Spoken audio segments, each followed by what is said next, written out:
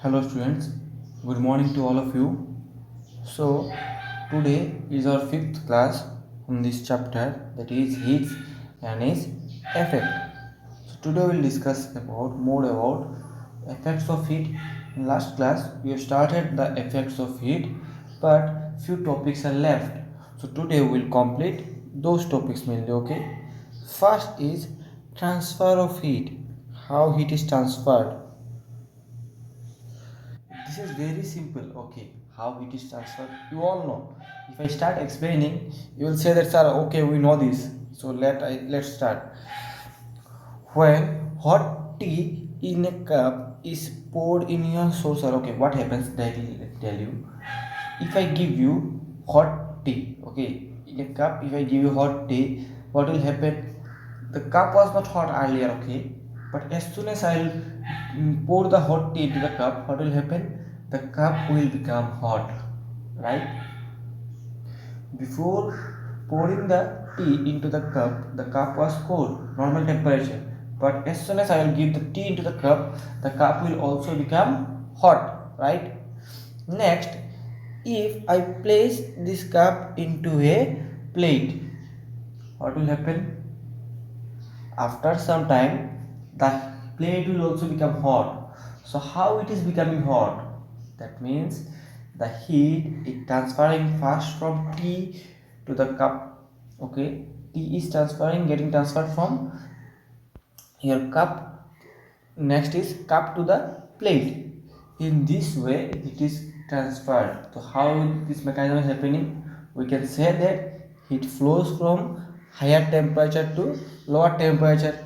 Initially the tea temperature was high and the cup was low. So from high to low, that means from tea to cup. Then the cup temperature was high and the plate temperature was normal, that means low. So then it travels from your cup plate, travels the heat travels from your cup to the plate. So this is the way in which the heat flowed. The process of heat, okay, the flow of heat from an object at a higher temperature to another object to a part of the same object at a lower temperature is called transfer of heat. What is transfer of heat? Transfer of heat is the flow of heat from a region of higher temperature to a region of lower temperature. It can get transferred to a different substance or material, or it can transfer from the same substance one end to the other end. Okay. Now imagine, okay, this is very good example. Imagine your teacher has to distribute notebooks to the students in the class. What he or she can do? For example, your professor, me, okay, I want to distribute some books between all of you. Okay, I want to give some books to all of you. So how can I give? For in your class there are 30 students, for example. So how can I distribute the books to you in a smooth manner? There are three possible ways. The first is, for example, you are in five students, okay. Just look at this diagram. For example, this is Abdul, this is Rahim, and this is Javed. Okay, there are three students. So first I'll transfer the book to Abdul. Abdul will transfer to Rahim. Rahim will transfer to Javed. Right. This is one way. One by one transferring. Right. That means we are connecting all. If Abdul is touching the book of Rahim, Abdul is touching the book of Javed. So in this way we are connecting each and everything. Right. See, everything is connected. From here to here it is connected. It is connected. Then it is also connected. Right. In the next case, what? I am standing at one place and I am telling you, come one by one and collect your book. This is the next case. Just try to understand. Next case, what is happening? The teacher is not connecting with everyone, but the students are disconnected. First, for example, you came, you have collected the book and you are going, right? No connection with others. Then another student came, he will collect and he will go. Then another will come, he will collect and he will go. One by one, it is collecting now. The third case, the possible case is, I can throw the book to all of you, right? You will catch the book. See how he is giving. is throwing the book. So there are three possible ways by which I can distribute the books with you. So similarly in nature, what happens, there are three distinct ways in which heat can be transferred. Okay, is it clear? There are three ways in which heat can be transferred. These are what? First one is conduction, then convection, then radiation. We'll discuss all about these three. Just remember the terms. The first is conduction, then convection, then radiation. So today we'll discuss only about conduction. What is conduction? Conduction is a property, we can say, by which any metal carries heat. For example, if I give you a steel spoon, okay, just look at this diagram, okay. If I give you one steel spoon and if you start heating it on flame, okay, on stove flame, if you start hitting one end, okay, you are just hitting one end, but what will happen? Initially, this end will become hot, right, and this end will remain cold, right, this end will remain cold. But after a certain period of time, what will happen?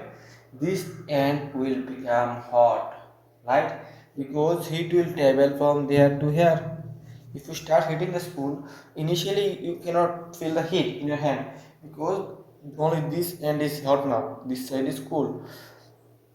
But after some time, while heat will travel from this side to this side, there is transfer of heat, okay, heat transferring from high temperature to low temperature, okay, what will happen? You will feel hot in your hand. So this phenomenon is known as conduction of heat. Conduction is the process of transfer of heat in an object from the hotter end to the cooler end without any actual movement of the molecules in the material. That means the heat is transferred from the hot end to the cold end, but there is no actual movement of the material, okay. That means the material is same, nothing is changing, just heat is transferring, okay. So conditions required for conduction of heat, there are two conditions: in contact with each other, both need to be connected with each other. For example, if I keep one spoon here and another spoon here, okay, there is gap in between these, and if I heat this will never become hot, this will always remain cold. That means both should be connected. See, this end I am heating, this is becoming hot because both are connected. If there is no connection, heat will not pass, right? Basic. Next is at different temperatures. That means while I am heating one side, its temperature rise, right, its temperature will increase, and another side and the temperature will be obviously low. So when there is a difference in temperature, that means the side I am heating, that means this side temperature should be high, then only it will travel from high to low. So this is a very good activity by which we can understand how to prove that heat travels through different metal. There is conduction, phenomenon of conduction, how to prove. So just look at this diagram, I explain it very simply. What we need to do, we'll take a copper plate, okay, this is a copper rod, and on the copper rod, using some candle, that is wax, okay, wax, we will mount some small iron pins. Using candle we can mount, right, one drop of candle or wax will give hot wax, then we will put the your iron nails, okay, then it will be connected like this, okay, iron nails held with wax. I think this is okay. Then how will prove that heat is travel from hot end to the cold end? We are not placing any iron nails in this side, okay, in this part, but we are heating it. As soon as we start heating, what will happen? After some time, heat will travel from this side to that side, that is hot to cold side, and when heat will travel, the entire copper will become hot, right? If copper will become hot, what will happen? The wax by which you have connected, wax will melt, and ultimately the irons will fall. That means what? Heat travels from high hot end to the cold end. This is very simple activity one. So there are two types of conductors. Okay, conductors can be good or conductors can be bad. So how to explain this? What are the different types of conductor? For example, if you heat a iron nail or a steel or aluminium, what you can feel? You can feel hot, right? But at the same time, if you heat a plastic at one end and other end you are touching, there is minimal number of heat you will feel.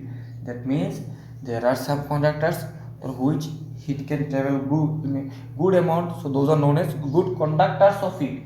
Okay, they can conduct, right? And they can carry. And there are some substances which are bad conductors of heat because they are weak in carrying this heat. So basically, the materials that allow heat to pass through them are called good conductors of heat. That means those materials which allow heat to pass through themselves, these are known as good conductors of heat. Example, we all know silver, copper, aluminium, iron, and alloys. All type of alloys, okay, like brass, stainless steel, these. Then what are bad? Opposite of good. That means the materials that do not allow heat to pass right through themselves quickly are called bad conductors of heat or insulator. Example are paper, wood, leather, cloths, okay, asbestos, bricks, mud, okay, rubber. These are all conductors of heat. That means through them heat cannot pass. For example, paper, wood, leather, clothes. Okay, these are the different examples of bad conductors of heat. So moving to the next. This will be your homework. This activity 5 will be your homework. Okay, I'll post in group also. So you have to do this by your side and you have to submit. Do means this is a physical activity. You cannot do this type of binding and these things at home, but you have to read these things and write and then send me. Okay. Use of good conductors of heat. Now we know there are two types. One is good and one is bad. So where we are using good and bad, I think some common example you know. For example, good conductors you are using in preparing of food, that is utensils. How the utensils the electric right. But now we'll learn in detail. The material that are good conductors of heat used whether what okay wherever heat is to transfer. For example, cooking utensils are usually made up of metals like copper, aluminum, and alloys like brass and stainless steel because they are good conductors of heat. They are telling that we will use good conductors of heat whenever we need heat for some process. In cooking, what we need heat, right? Heat will help us to boil our different foods or preparation of foods. So we need to prepare our household utensils, kitchen utensils with this heat conductor type of materials. For example, in our home, in our kitchen, different utensils such as pan, then your glass, okay, in spoon, different things are made up of steel or aluminium or copper, or it can be made up of brass, stainless steel. Okay, so these are different uses. Next is use of bad conductors or insulators of it. Why do you using? We are using bad conductors. First is insulating handles. What is insulating handles? You may have seen that sometimes, probably in earlier utensils it's rare, but in today's utensils it is more common. Sometimes spoons have plastic handle, right? Or sometimes our pen have plastic handle to touch it. Okay, do not feel that hot in our hand, right? To save our hand. So appliances like cooking pan, pressure cooker, or yes, in pressure cooker also the handle, in handle there is plastic, right? Plastic type material. Electric iron, okay, then electric kettle have wooden or bakelite, that is plastic handle, because this material are bad conductors of heat, that is they do not allow heat to pass through them quickly, hence the heat from the hot appliances does not flow to our hands. Okay, so what we do, for example, pressure cooker also, pressure cooker handle is made up of a special type of plastic known as bakelite. Okay, so why we are preparing these things with plastics? Because these are bad conductors of heat. If we don't use plastic and these things, what will happen? There aluminum will be good conductor of heat. Our whenever we touch it, our hand will burn. But now, as we have a good conductor, bad conductor of heat, so heat will not pass through this rubber or plastic material, and our hand will be safe. Then the next is false ceiling. What is false ceiling? I think all of you know what is ceiling in our home. Okay, what is ceiling, right? So false ceiling is always made up of plaster of Paris. What is plaster of Paris now? Whenever any person gets a fracture, they do a plaster in their hand, right? White color plaster like cement. Okay, thing is known as plaster of Paris. Okay, then asbestos or wooden plywood. Okay, so what we do always whenever people prepare false ceiling in home, okay, what they do, they prepare it either with bamboos, right? In village, whenever people prepare ceilings, they do with bamboos. In cities, what people do, people use either plaster of Paris or asbestos or wooden plywoods, right? Because these are bad conductors of heat. In summer, when temperature is too high, for example, now in summer when the temperature is too high, if you don't use any false ceiling, what will happen? The temperature of the home will increase a lot. Okay, because if above ceiling, what will be there? There will be tin, right? And tin is made up of iron or aluminum or steel, right? So temperature of the tin will be too high. So we are putting in false ceiling, which is made up of our bad conductors of heat, so that heat cannot come to our home easily. Okay, the next is woolen garments. Okay, in winters we wear woolen clothes.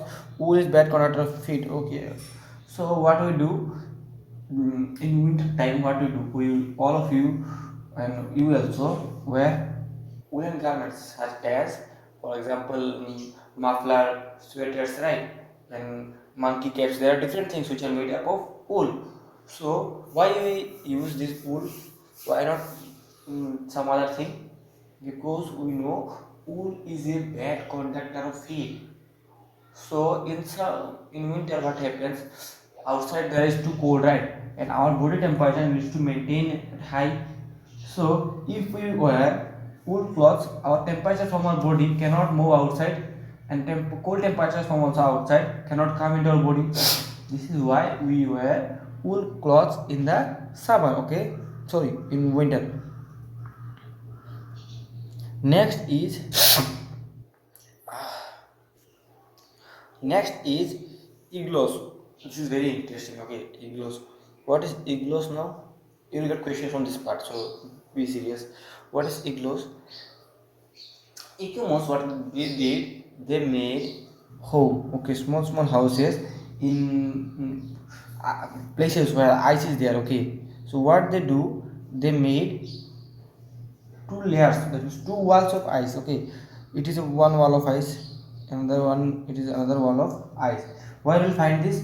In cold places. Okay, for example, if you go to Arctic places, okay, Antarctica and these things, whenever tourists go and different people go, they prepare this type of houses. Okay, the first wall is made up of ice, then there is a gap, then next wall is made up of ice.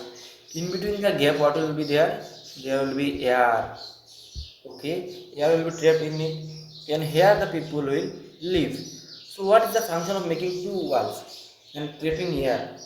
See, air will not allow the transfer of heat. Is it clear? In Arctic regions where there is ice is too, there is so much of ice. Okay, in that place, what will happen? Heat can easily be transferred. Like your body temperature will be high, and outside everywhere it's ice. That means temperature is low. So from your body, the temperature will be travel, and ultimately you will feel weak due to low temperature, and you may die also in those regions. So what they did, they prepare scientific technique by which, if they are living here, this will take some temperature, right? But this temperature will never go here. That means once it will take some temperature, it will not it cannot transfer to the next. Okay, because here is air is not a conductor of heat, right? Next is another wall. If somehow it gets transferred, then it's different, but air is a bad conductor of heat. Okay, so it cannot transfer heat, so they are using this technique. Okay, I think it is clear to you. The next is double walls. The walls and doors of refrigerator have two layers, okay, with an insulating material in the middle.